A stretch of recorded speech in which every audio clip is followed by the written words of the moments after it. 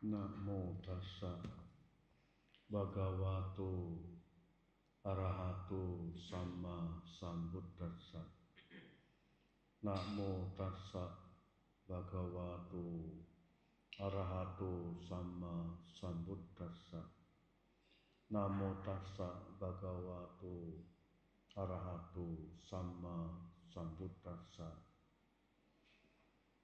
Jivitan aniyatan, marana niyatan. Hidup tidak pasti, kematian adalah pasti.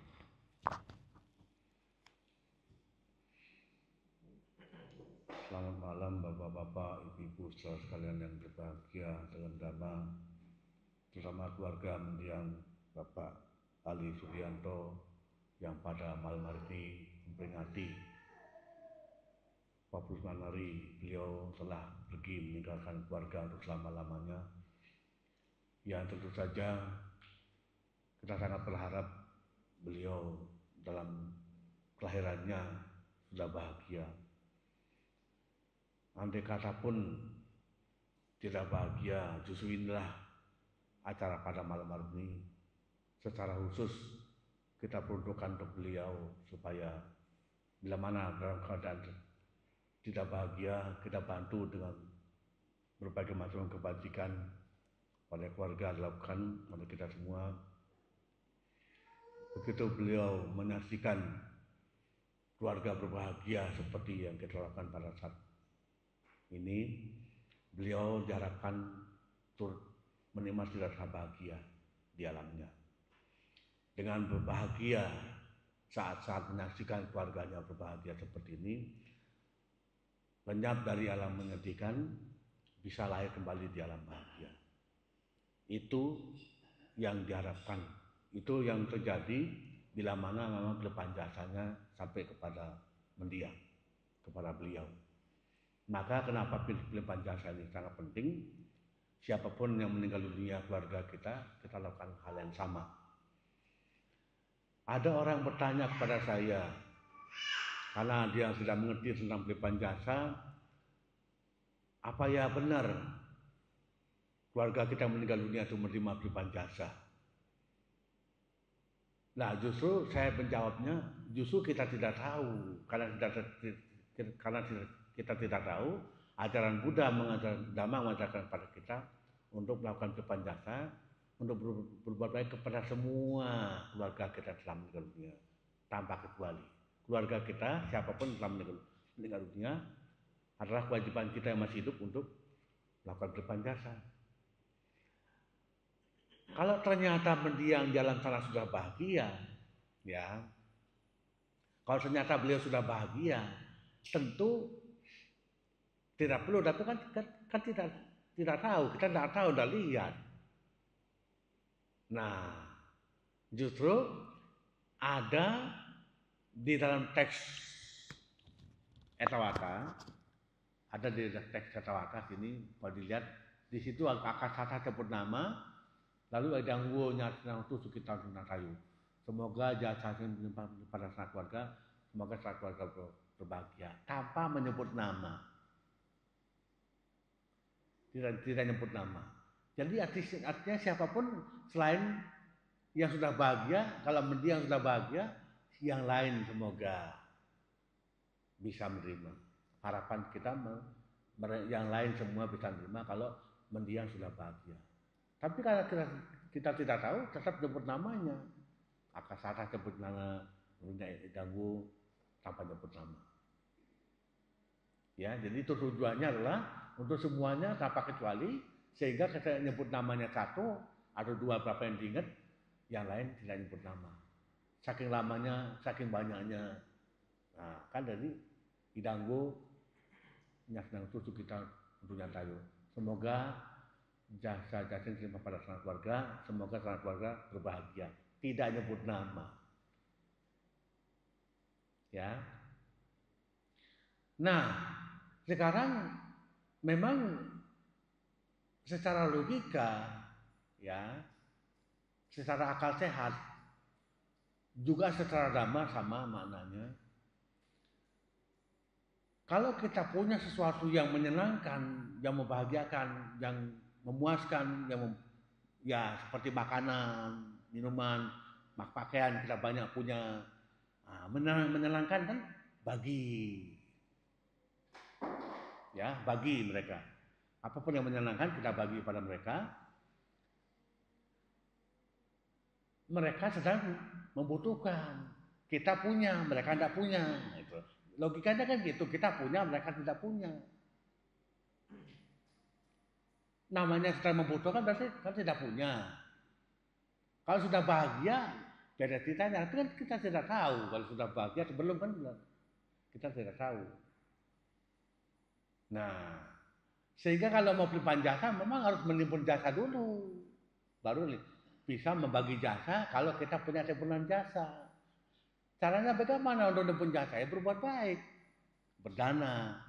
Siapa yang berbuat baik, siapa yang berdana, dia memiliki timbunan jasa. Yang punya koleksi jasa lah yang berbuat baik.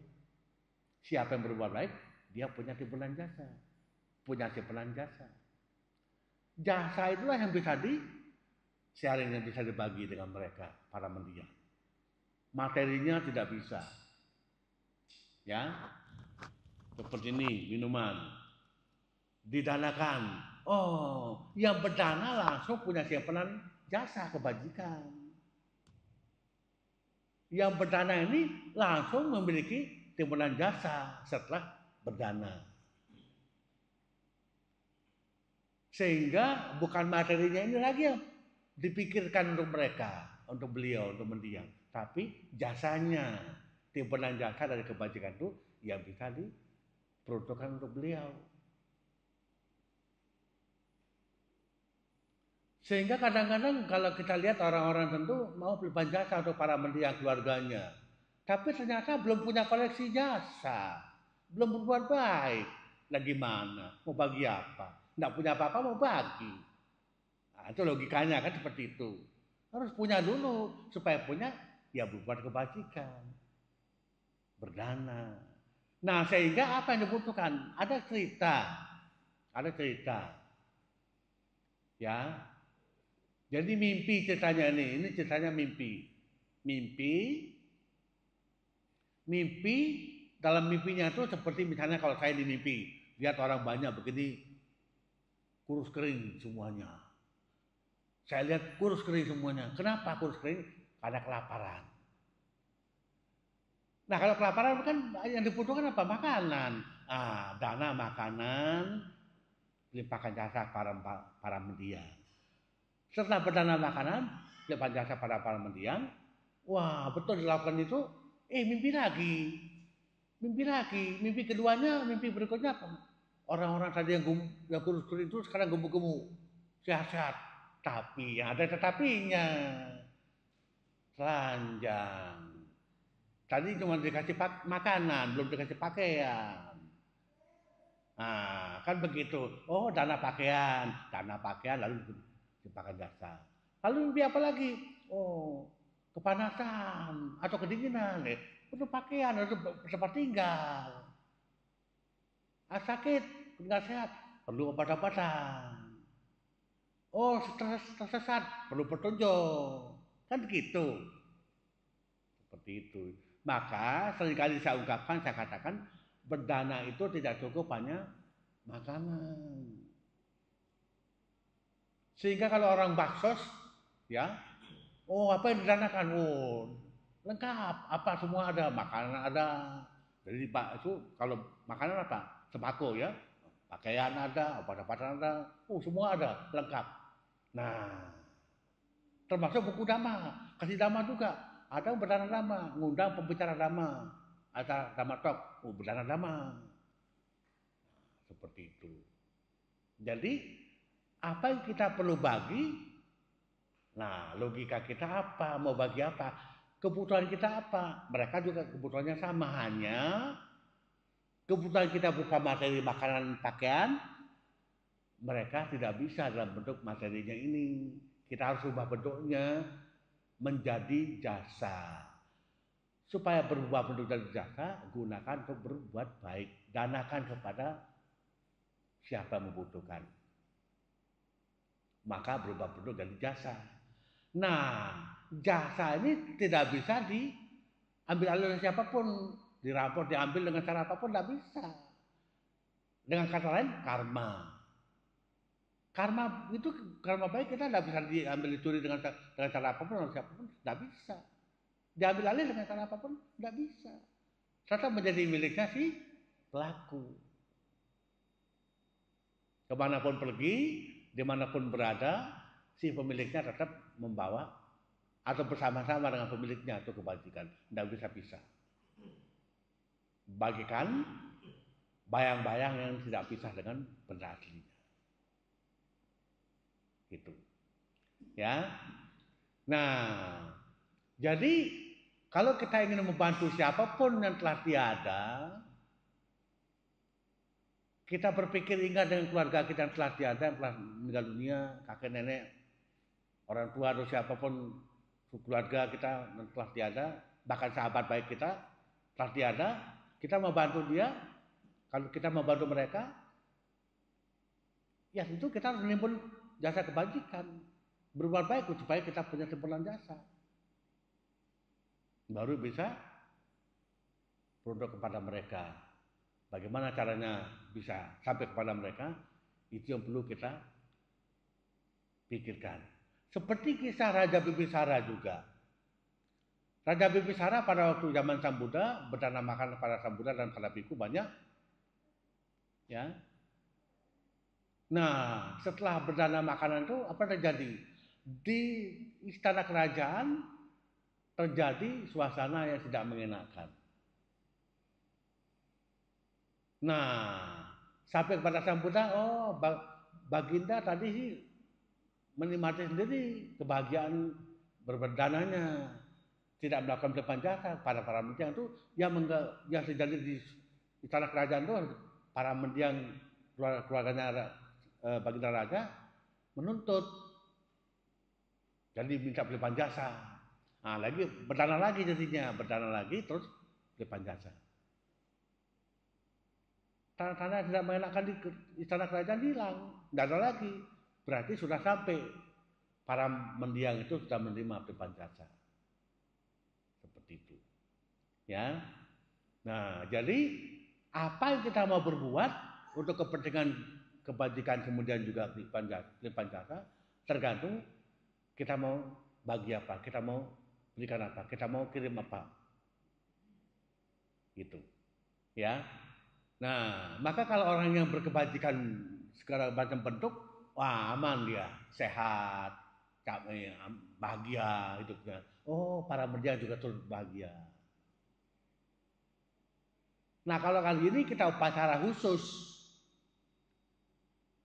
untuk pada Pak Ali Suryanto, tapi juga para mendiang yang lain. Apakah kita harus selalu adakan acara khusus seperti ini? Tidak. Kapan saja, di mana saja, di kantor, di jalan, di toko, di rumah, bisa lakukan sendiri tanpa upacara. Loh, caranya bagaimana, Panti? Kan seperti upacara ini kan kita diarahkan untuk mengenang para mendiang, arahkan pikiran para mendiang. Di rumah, di kantor juga bisa. Arahkan pikiran kita kepada mereka. Oh, saya lagi bahagia di kantor, di toko, di jalan saya lagi bahagia. Tadi saya ketemu siapa, saya berikan sesuatu, minum, wah bahagia. Oh, semoga keluarga saya jalan sana menyaksikan, melihat saya berbahagia di sini. Semoga mereka berbahagia. Gitu. Ya. Nah, jadi sebetulnya secara tampak tidak bersama-sama dengan kita lagi.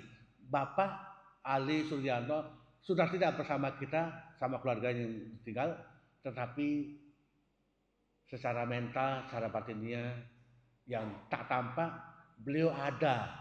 Memang tak tampak, ada kelihatan ada di mana.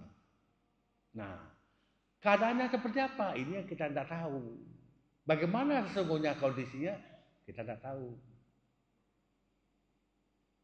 Ya, ada juga cerita orang sudah meninggal dunia, terus jenazahnya dirawat, diurus, gimana? Orang yang telah meninggal dunia itu menyaksikan apa yang terjadi, apa yang dilakukan oleh keluarga orang pada jenazahnya yang sudah meninggal itu. Beliau sudah meninggal, lalu menyaksikan keadaan yang dilakukan oleh siapapun tentang jenazahnya itu. Dia lihat, itu ada cerita begitu juga. Ya. Nah, lalu ada cerita juga dari Sri Lanka banyak sekali kisah nyata. Buku-buku ditulis kisah nyata itu banyak sekali juga. Ya. Suatu saat waktu saya di Sri Lanka dulu beberapa tahun yang lalu, saya baca di koran. Ada perempuan berumur 14 tahun waktu kisahnya diturunkan di koran itu. Perempuan berumur 14 tahun, jauh dari Colombo, dekat Kandy sana, kelahirannya di sana. Diceritakan bahwa sebelumnya lahir dari perempuan itu, dia seorang laki-laki, rumahnya di pinggiran kota Colombo. Dicek rumahnya sana ada, istrinya ada, anaknya ada. Dulu kan sebagai bapak, dia sebagai laki-laki. Meninggal dunia karena tabrak lari terus yang nabrak tidak bertanggung jawab pergi dan meninggal, lahir jadi perempuan. Nah, hubungan dengan pelimpahan jasa dengan kisah itu bagaimana? Bukan pelimpahan jasa lagi berupa seperti ini yang perlu. Orangnya udah lahir jadi manusia ya, mau kasih apa? Langsung pakai pakaian, makanan, rumah, apa mau dikasih apa? Bisa langsung barang materi, berupa materi bisa karena dia lahir jadi manusia. Gitu. Nah, yang butuh pelimpahan jasa seperti yang kita lakukan pada seperti saat ini adalah bila mana meninggal dunia lahir di alam para ratu Panjiwika Peta, setan kelaparan. Kalau dari manusia tidak. Kalau toh ya langsung kasih materi kalau ketahuan dari siapa, anak siapa. Itu. Ya. Nah, maka karena kita tidak tahu, kalau tadi kan kisah. Itu kisah nyata. Tapi kan kita nggak ada kisah kalau Pak Suryatno sekarang ada di mana, nggak tahu. Ada mimpi nggak? Ada yang mimpi? Nggak tahu juga. Kalau mimpi apa pasti? Hati-hati. Kalau mimpi pun belum tentu pasti. Bisa juga nyamar. Ada penyamaran melalui mimpi. Kalau yang tadi mimpi, kalau yang saya mau ceritakan penyamaran ini ada di kisah buku Nimanawatu, tentang kisah orang-orang bahagia lahir di situ. Seorang anak meninggal dunia lahir di alam dewa, lahirnya di alam dewa, bukan di alam peta. Tapi justru anak itu yang sudah jadi dewa itu melihat keluarganya bersama ayahnya, tidak berhenti sedih, nangis terus, nggak makan, nggak minum, wah. Datanglah si anak yang dalam dewa itu ke rumah pulang. Tapi tampil sebagai sesosok peta, bukan dewa. Kan ini dewa, tapi menyamar dari sesosok peta, ini nyamar. Apa tujuannya?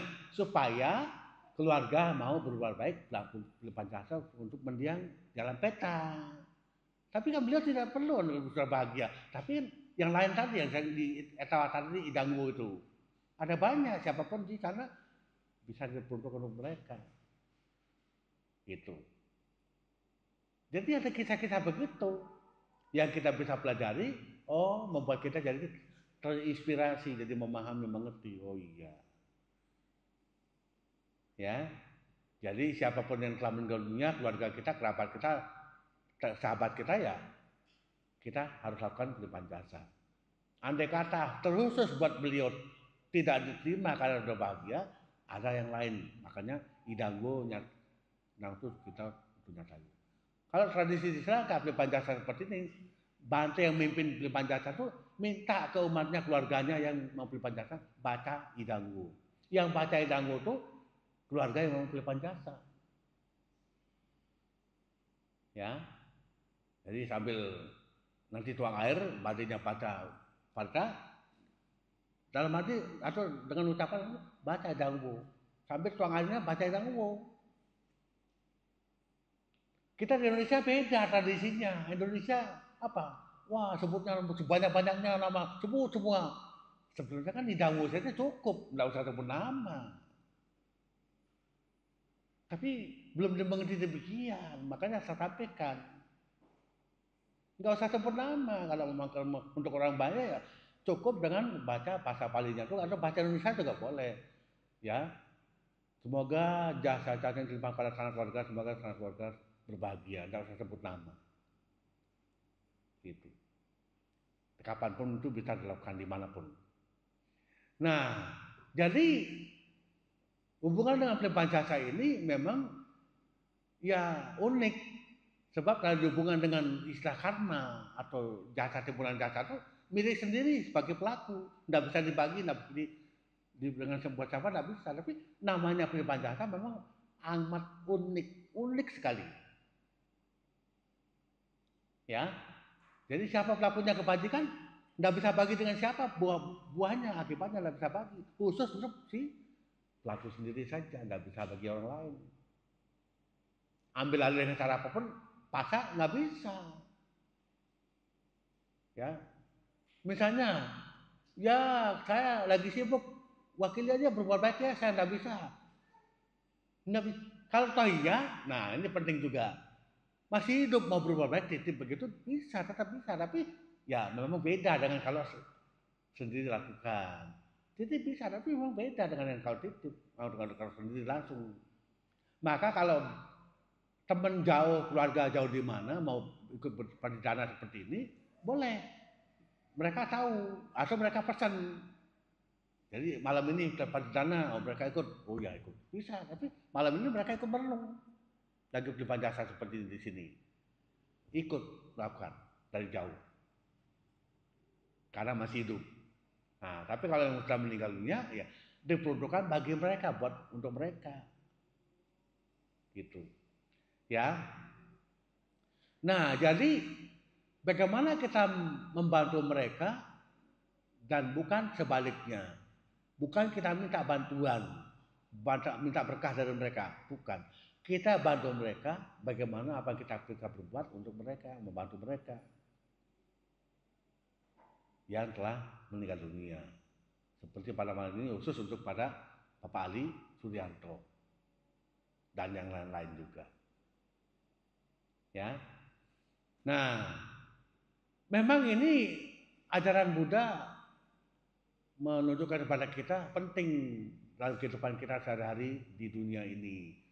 Untuk manusia yang masih hidup sangat penting untuk kerabat keluarga yang telah tiada, sangat-sangat penting membantu mereka untuk membuat mereka yang berada dalam menyedihkan bisa lenyap, meninggalkan alam menyedihkan, lahir kembali di alam bahagia dengan cara pelimpahan jasa seperti ini. Ya, gitu. Nah, ada cerita seperti apa ya? Kalau tradisi di Bali itu mereka sebut ngejot, itu pakai ada altar, taruh di altar, wah semua jenis makanan dipersembahkan. Dulu Mendiang Bategiri pernah menyampaikan tradisi Bali itu. Jadi semua makhluk dapat, yang mau rasa, yang mau warna, ya, yang mau bentuk indah. Makanya di altar itu kenapa ada tradisi kalau puja buah harus dilukai. Kalau enggak sampai ke mereka. Itu benar juga. Jadi yang rasa harus bentuk aja sudah, warna udah, tapi rasa belum karena belum dilukai atau dikupas. Lebih terang dikupas. Karena ada makhluk sendiri yang beda, yang untuk rasa, untuk warna, untuk bentuk beda. Gitu. Ya. Nah, tapi yang kita lakukan tradisi kita di Buddhis khusus Theravada, pelimpahan jasa bukan yang warna bentuk rasa itu bukan. Tapi betul-betul ya kebajikan yang kita lakukan ini untuk mereka, bukan materinya, bukan barangnya, bukan bendanya. Ya. Nah, benda barangnya kita gunakan untuk berbuat baik, maka kita dapat jasanya, menimbun jasa dengan berbuat baik berdana itu, lalu jasa yang kita timbun ini yang kita bagi dengan mereka, bukan materinya. Gitu. Nah, jadi para mendiang siapapun itu, dimanapun mereka berada, ya, memang dibentuk pada dalam peta, tetapi saya sebut dimanapun itu ya karena tidak tampak, jadi ada alamnya di mana kan nggak tampak, nggak lihat. Nah, semoga dengan apa yang kita lakukan seperti ini, ya bisa membantu mereka meninggalkan alam menyedihkan, andai kata sedang berada dalam menyedihkan, menuju alam bahagia. Itu harapan kita. Ya. Nah, kalau kita berpikir masih hidup beliaunya, biasanya kan yang terbaik dilakukan apa? Apa yang diminta, apa yang dicari kan gitu, apa yang dibutuhkan kan gitu. Misalnya kopi atau pakaian atau minuman apa, makanan apa kesukaannya. Gitu. Nah, dengan cara ya danakan kepada siapapun yang membutuhkan. Gitu. Nah, tapi macam-macam bentuknya itu kan di depan rasa singgung, tidak hanya makanan, tapi semua bentuk apa yang bisa digunakan untuk berdana harusnya itu dilakukan, termasuk obat-obatan, ya pakaian dan sebagainya yang menjadi kebutuhan hidup sehari-hari. Ya, ya. Atau kalau bernama gimana Pak nih? Ya kan kalau tradisi di Indonesia kan cetak buku. Kalau zaman sekarang bisa bagi dalam bentuk prestis, bagi, wah luar biasa. Misalnya seperti itu. Ya, kalau biasanya kan disebut pakai kebutuhan pokok, pakaian, makanan, tempat tinggal, obat-obatan. Nah, kalau obat-obatan jelas, kalau tempat tinggal gimana? Ya seperti biara putih gini kan, untuk maintenance-nya, untuk pemeliharaannya, untuk perawatannya. Tidak harus gedung utuh satu itu tidak, tapi untuk kebutuhan pemeliharaan sehari-hari tempat itu, misalnya lampu atau air atau apa, ya bisa. Danakan kebutuhannya yang tempat tinggal itu apa saja yang dibutuhkan, itu yang didanakan. Nah, jadi lengkap. Ada obat-obatan, ada tempat tinggal, ada makanan, ada pakaian. Jadi kebutuhan kita sama dengan mereka dalam arti bentuknya materi demikian, hanya alamnya yang berbeda membuat kita harus mengubah bentuk menjadi jasa. Tidak bisa langsung paket materi begini kirim pada mereka, tidak bisa. Ya, harus diubah bentuk menjadi jasa dengan cara ya gunakan untuk berbuat baik, danakan, persembahkan, berikan kepada orang lain yang membutuhkan. Gitu. Nah, kadang-kadang ya maaf saya singgung juga, kadang-kadang mau berbuat baik berdana itu ada hal-hal yang sangat mengganggu dalam dirinya, sehingga kebajikan yang akan dilakukan itu menjadi cacat, jadi tidak normal, tidak sesuai juga. Apa? Ya pelit lah, kikir lah, melekat lah, nggak suka lah dengan kepada yang siapa yang mau diberikan. Nah, itu gangguan. Sekecil apapun itu muncul di pikiran tetap mengganggu. Misalnya gini, mau berdana makanan misalnya, tapi kepada siapa mendanakan? Muncullah nggak suka, aduh aku nggak suka dia, mau kasih dia, aduh aku nggak suka orangnya. Misalnya muncul pikiran begitu, itu bahaya. Apa bahayanya? Nanti tetap berdana demikian, tapi dengan rasa nggak suka, dengan pikiran nggak suka, akibatnya bisa lah jadi orang kaya, tetaplah jadi orang kaya, berdananya tetap jadi orang kaya. Tapinya ini kekayaan yang dimiliki tidak nikmat bagi dirinya sendiri, tidak menikmati kekayaan itu. Apa gangguannya? Sakitlah, tidak enak tuh. Seperti ada kisah juga di Suta. Kalau enggak seperti yang terjadi yang saya lagi ceritakan ini, kalau makanan berupa makanan, akibatnya kalau ada punculan pikiran buruk yang menyertai perbuatan baiknya itu, akibatnya kalau berdana demikian nanti jadi orang kaya, makanan yang enak-enak tidak bisa makan. Yang bisa dimakan justru yang sudah basi. Itu akibatnya. Akibat karma buruk berarti itu. Kalau pakaian yang enak-enak, yang bagus-bagus, gatal, nggak enak. Yang bisa enak malah yang sudah kotor, yang lusuh. Akibatnya begitu. Kalau ada pikiran buruk yang menyertai tindakan berbuat baik benar. Bantu, tapi dengan niat buruk, dengan pikiran buruk, wah bahaya. Ya, gitu. Misalnya, itu sering saya bahas juga, pinggir jalan kalau kasih pengemis tuh, para supir kasih pengemis. Itu sering saya ulas. Misalnya gini, ada supir, lalu kasih pengemis itu tapi dengan menggerutu, mau ini orang kok kayak gini, minta-minta, tetap dia kasih. Dia tetap kasih. Nah, akibatnya nanti bisa jadi orang kaya, tapi gangguan macam-macam yang terjadi. Jadi nanti mati hidupnya, percuma kaya raya juga. Ya maaf katakan kalau sekarang zaman sekarang ada orang kaya lalu itu kelihatan hidupnya tidak nikmat, itu mungkin dampak dari kehidupan suka berdana dari orang kaya. Tapi tidak nikmat hidupnya berarti ada pikiran buruk yang menyertai perbuatan baiknya itu. Itu. Ya. Nah, jadi kita memang harus jaga pikiran untuk berbuat baik juga. Tidak bisa sembarang, tidak asal berbuat baik tapi tidak memperhatikan pikirannya sendiri. Ya, ya macam-macam lah. Pokoknya apapun yang buruk itu akan tetap berdampak, akan tetap berakibat. Tidak bisa tidak. Ya, makanya yang namanya perbuatan baik harus bersih dengan pikiran bersih juga, harus dengan cara yang benar juga. Nah, seperti pernah juga saya ungkapkan, saya katakan, orang menyerahkan dana dari tangan ke tangan, tapi kayak gemetaran gitu. Kalau gemetaran beneran kan tangannya sama gemetaran beda, tapi ini ragu-ragu. Kalau ragu-ragu kasih nggak, wah ini pikiran buruk yang menyertai begitu bahaya, ya. Atau bantu orang sakit lagi butuh obat, tapi cara kasih dananya bantu orang sakit juga pikiran buruknya menyertai tindakan berbuat baiknya menjadi berbahaya. Ya.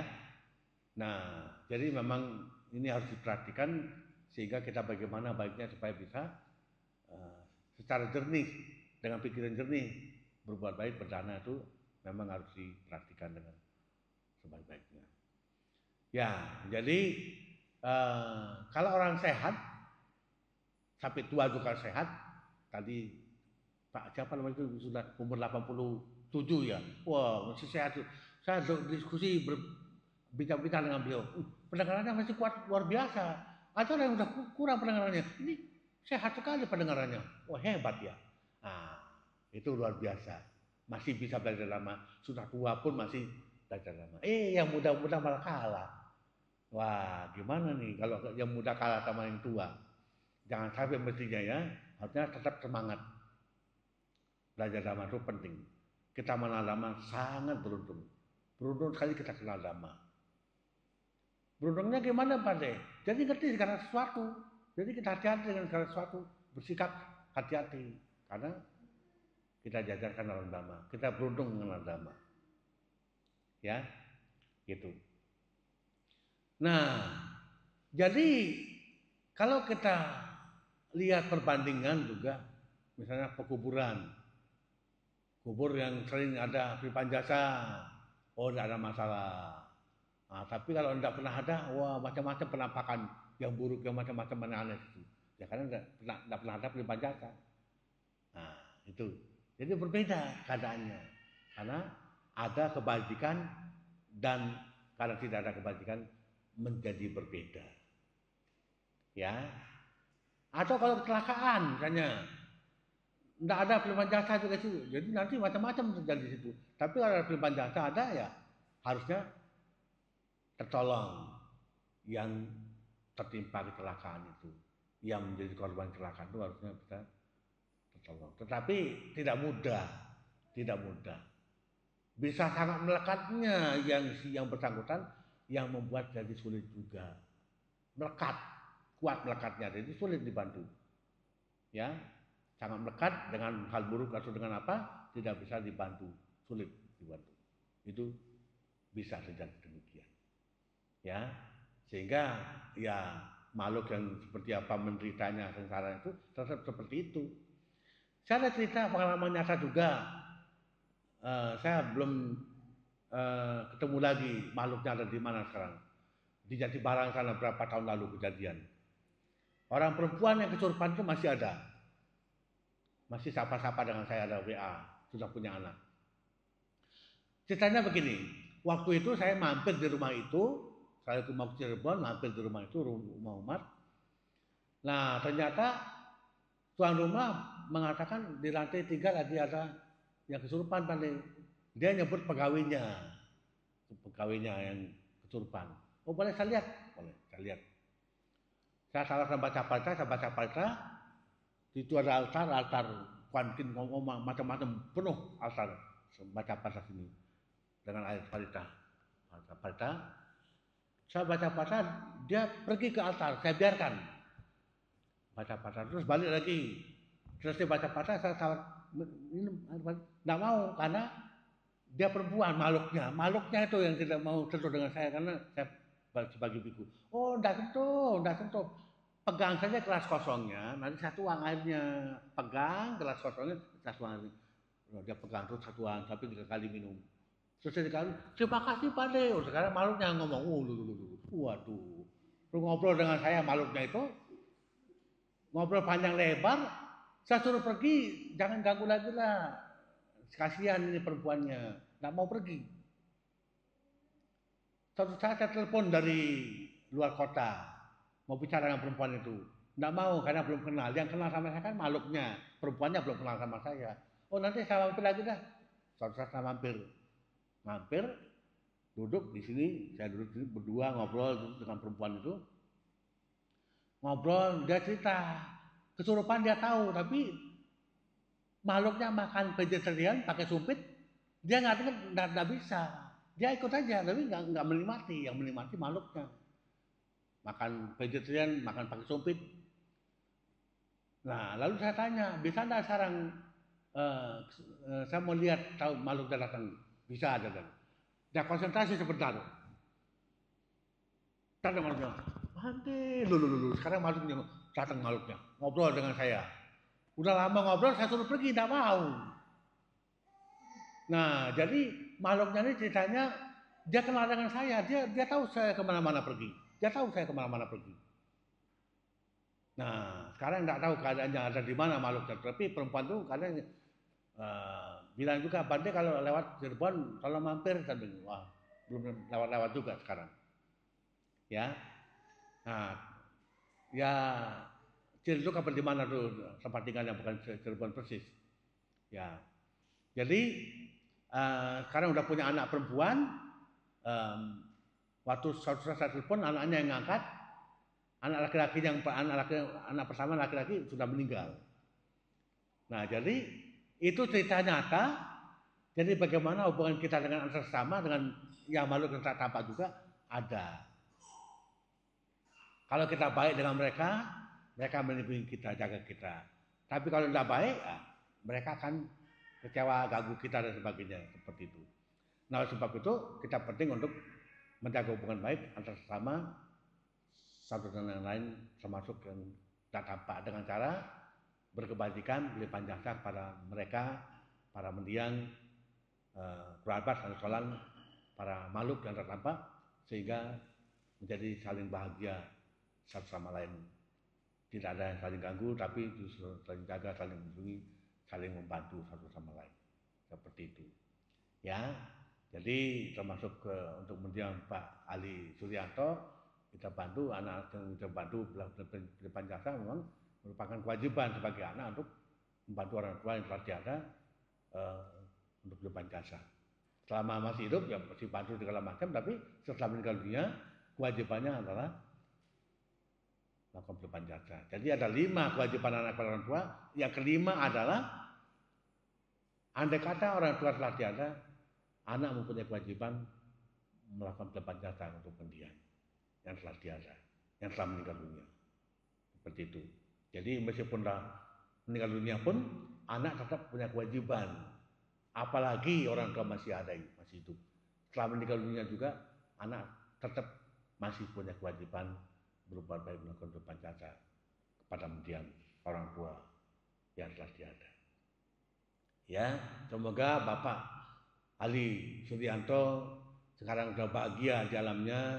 Andai kata belum, kita berharap perbuatan baik yang kita lakukan pada hari ini bisa membantu beliau mengkondisikan terlahir di alam bahagia. Terima kasih atas perhatian semuanya. Semoga